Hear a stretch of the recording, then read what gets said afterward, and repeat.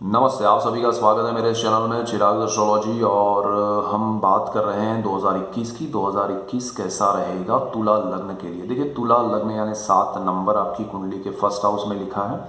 और तुला राशि के लिए भी हम बात करेंगे, जिनका चंद्रमा जो है वो 7 नंबर जहाँ लिखा है वहाँ पर बैठा है। तो लग्न आपका कुछ और हो और राशि आपकी तुला हो तो भी ये वीडियो आपको देखना चाहिए। हालांकि मैं हमेशा कहता हूँ कि लग्न आपका बर्थ चार्ट है, उसको ज़्यादा इंपॉर्टेंस दीजिए। उसमें मैं 80% से ज़्यादा इफ़ेक्ट्स समझने की कोशिश कीजिए, और वो 15 से 20% समझ के चलिए जो राशि है उसको। ये सिंपल लैंग्वेज में मैं बता रहा हूँ, इसके रीजंस है, बट वो बहुत बड़ा विषय है, इसलिए मैं ज़्यादा उसकी बात नहीं करूँगा। आपके लिए तुला लग्न और राशि के लिए जो ग्रहों की स्थिति है, तो वो केतु सेकंड हाउस में जहाँ पर 8 नंबर लिखा है थ्रू आउट द ईयर है।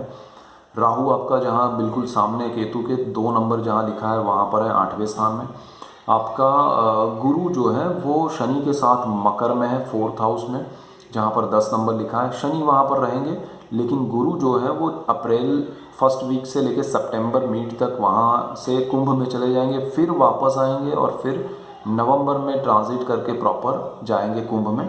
तो 2 बार वो कुंभ में जा रहे हैं, अप्रैल से सितंबर, और फिर नवंबर मिड से वापस उनका रूटीन ट्रांजिट हो रहा है।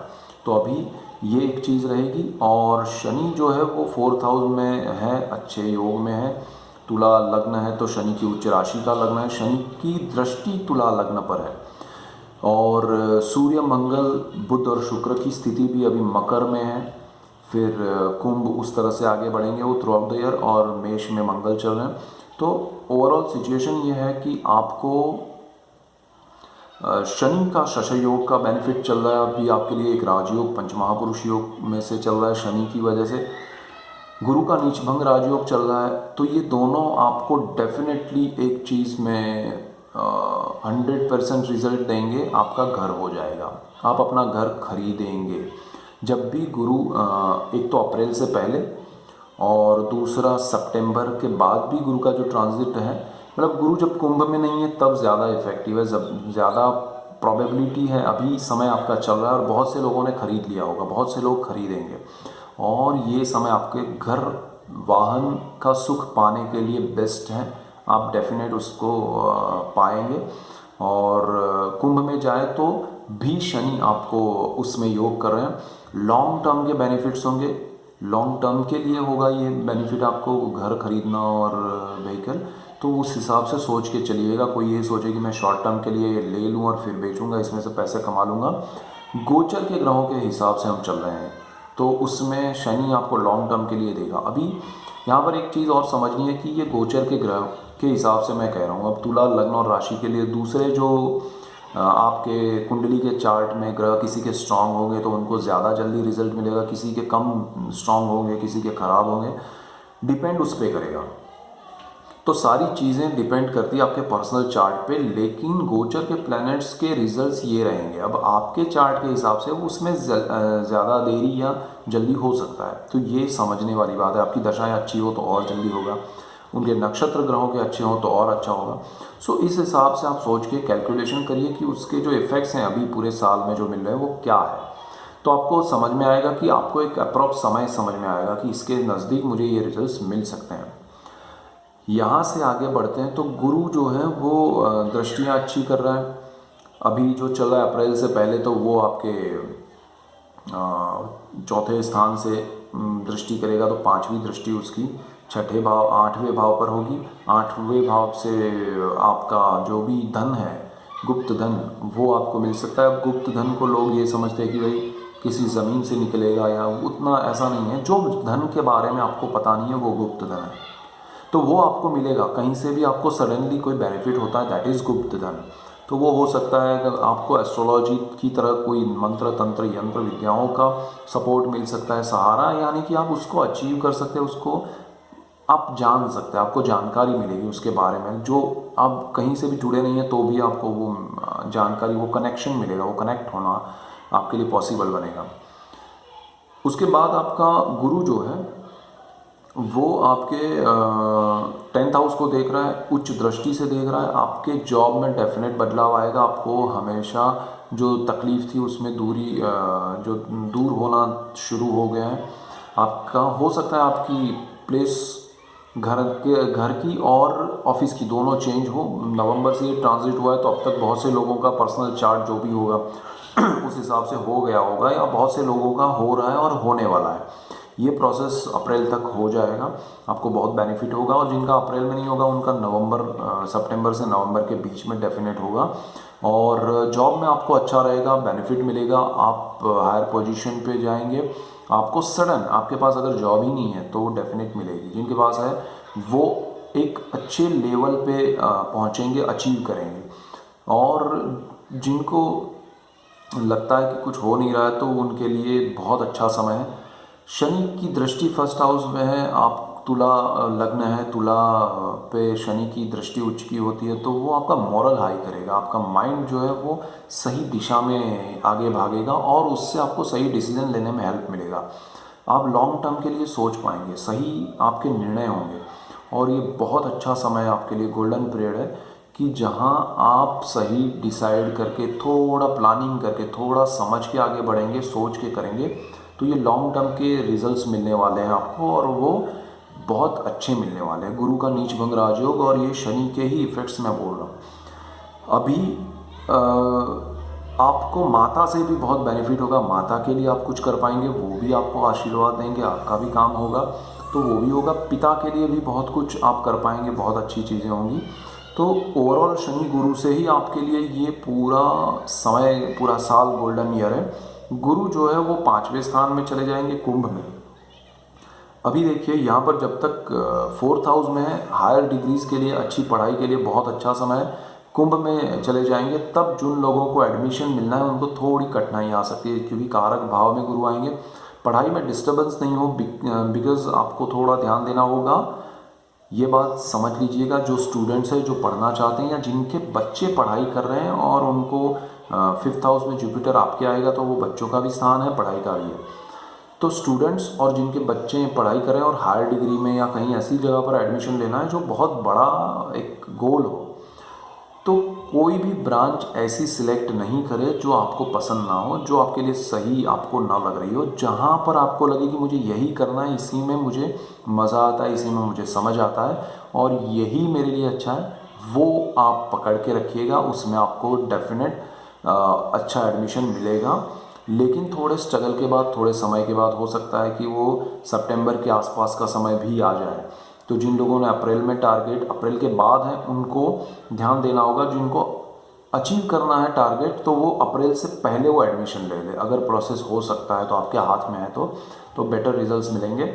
और बाकी ओवरऑल थोड़ा स्ट्रगल होगा, उसके बाद अच्छे रिजल्ट्स हैं। जिन्होंने अप्रैल से सितंबर में एडमिशन लेने हैं या पढ़ाई कर रहे हैं या एग्ज़ाम दे रहे हैं या कुछ भी कर रहे हैं तो वो समय थोड़ा मेहनत ज़्यादा हो जाएगा। तो ये एक चीज़ है। बाहर जाना चाहते हैं स्टूडेंट्स हायर स्टडीज़ के लिए, जैसे मास्टर्स के लिए, फ़िलोसॉफ़ी या पीएचडी या जो भी बोलते हैं, तो वो आप कर सकते हैं। ये समय में बहुत अच्छा अपॉर्चुनिटी आपको मिल सकता है। आप जाने के लिए मार्च, अप्रैल, मई के बीच में प्रिपरेशन कर सकते हैं, तो वो चीज़ें हो सकती है और वो समय अच्छा है जाने के लिए। उसके बाद आपको अपने व्हीकल्स लेने हैं तो बहुत अच्छे मिलेंगे। खासकर बहुत से लोगों ने व्हीकल लिए होंगे लेकिन कुछ लोग पुराने व्हीकल लेंगे, क्योंकि शनि है वहाँ पर, वो अच्छा और पुराना आपको कुछ देगा।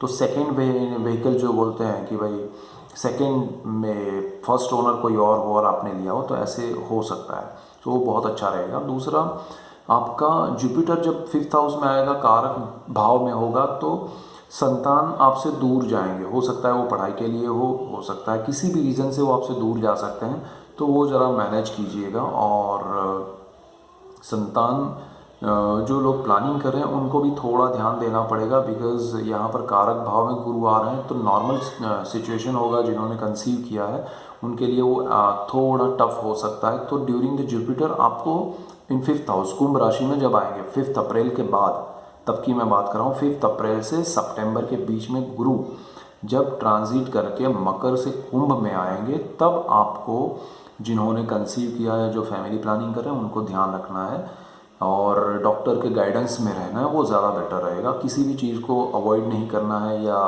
अनसुना नहीं करना है, अनदेखा नहीं करना है। दूसरा, यहाँ से जो लोग स्टॉक्स में हैं, शेयर मार्केट में हैं, उनको डेफिनेट ध्यान देना है, अदरवाइज़ लॉस हो सकता है। जो लोग प्रेम या लव मैरिज करना चाहते हैं तो उनके लिए थोड़ा टफ हो सकता है। मैं ये बात कर रहा हूँ ड्यूरिंग द 5 अप्रैल से सितंबर के बीच की, जुपिटर के ट्रांजिट की, जो अतिचारी हो गया, अति स्पीड में वो कुंभ में जा रहे हैं, उस समय की मैं ये सारी बातें कर रहा हूँ अभी। तो 5th हाउस में गुरु आएंगे तो ये सारी प्रॉब्लम्स आ सकते हैं, बिकॉज वो कारक है, कारक हो भाव नाशा है, वो यहाँ पर डेफिनेट गुरु इफेक्ट देते हैं, थोड़ा ध्यान दीजिएगा। और गुरु जो है वो ये विद्या का भी स्थान है, प्रेम का भी है, संतान का भी है और शेयर मार्केट का भी है। ये चारों चीज़ों में ध्यान रखिएगा, ये मेन लाइन यही है। और गुरु की दृष्टियाँ अच्छी है, भाग्य पर है तो सपोर्ट मिलेगा भाग्य का आपको। इन चारों स्थिति को छोड़ के भाग्य आपको सपोर्ट करेगा।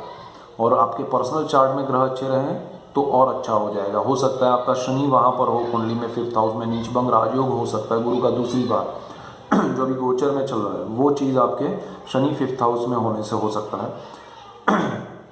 यहाँ से आगे बढ़ते हैं, गुरु की दृष्टियाँ तो धर्मस्थान पे मतलब 9th हाउस पे बहुत अच्छी है, भाग्य आपका सपोर्ट करेगा।